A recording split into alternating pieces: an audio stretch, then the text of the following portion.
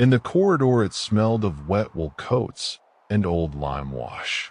A naked bulb trembled under the ceiling, making the portrait on the wall seem almost alive.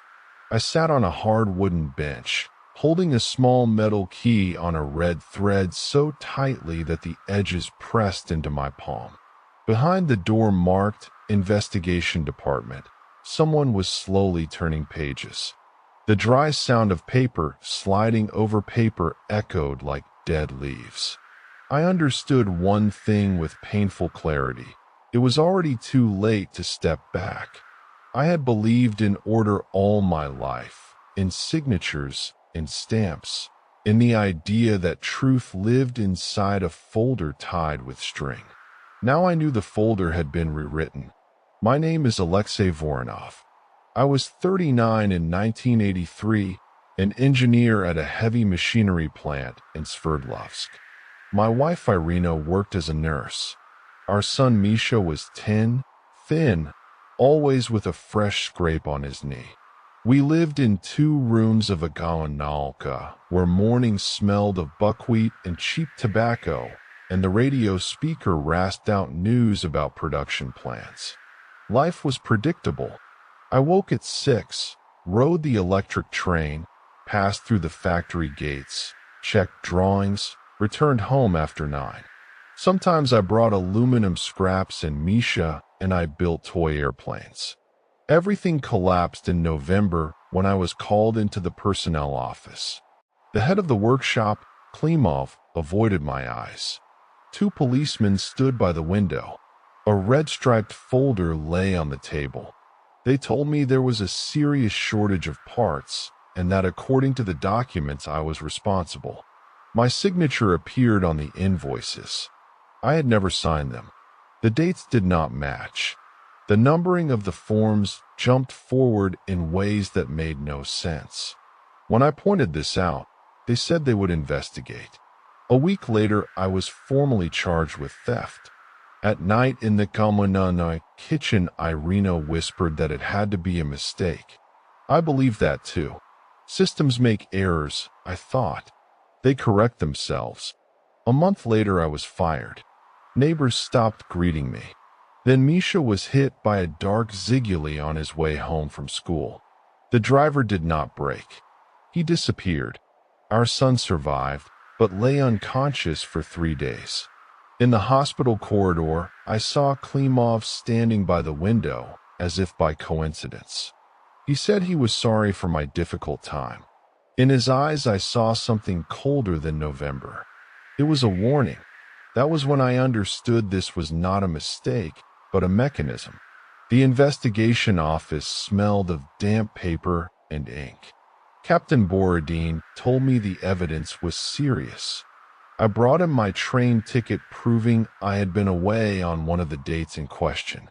Later, a copy appeared in the file with the date altered. There was always a reason, always a higher instruction.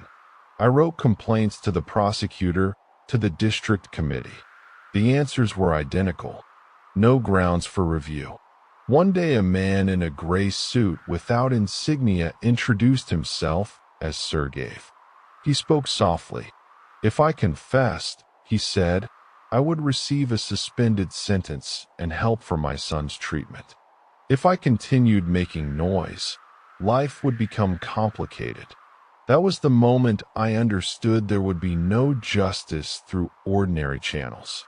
In the stairwell, a man stood too long pretending to read a newspaper. Late at night, the phone rang and no one spoke. Fear settled into our apartment like dust. A witness suddenly appeared who claimed he saw me carrying out parts. I was not told his name. I noticed a discrepancy in one invoice dated the day I was in another city.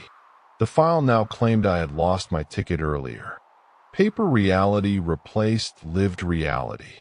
I began searching on my own. The old warehouse keeper, Petrovich, smoked with me behind the garages. At first he said nothing. He had grandchildren. A week later he approached me, shaking. That night, he said, parts were loaded onto a vehicle from the district committee. He had signed a blank invoice after a call from above. The journal with the original entries had been taken away. Someone inside the system had planned this carefully. On our dark kitchen, we spoke in whispers. I kept repeating that I could not stop. The phrase became a prayer.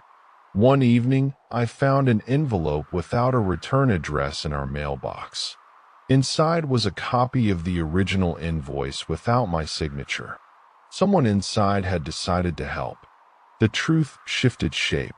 Misha, recovering slowly, told me he saw the driver looking directly at him before impact. It had not been an accident. Pressure was increasing. Then Petrovich was found dead in his garage. Officially, it was an accident with exhaust fumes. At the funeral, I felt the cost rising. Our room was searched. Drawers emptied. Misha cried. Irina was asked to sign a statement declaring me mentally unstable. She refused, but she was dismissed soon after.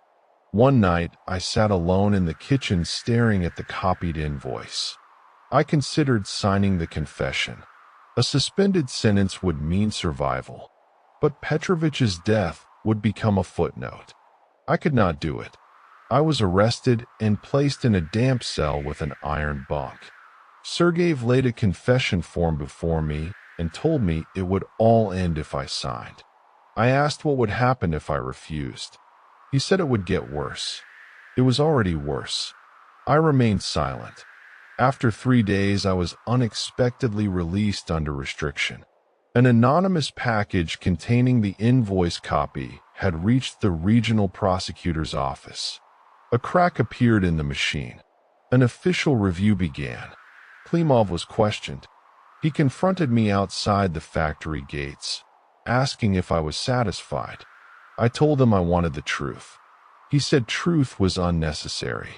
Sergeyev offered a compromise.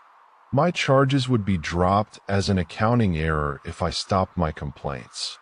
Klimov would be transferred quietly. I stood at a crossroads. A month later, I was fired. Neighbors stopped greeting me. Then Misha was hit by a dark Ziguli on his way home from school. I could send the documents to underground journalists and ignite a scandal that would likely destroy me and possibly others.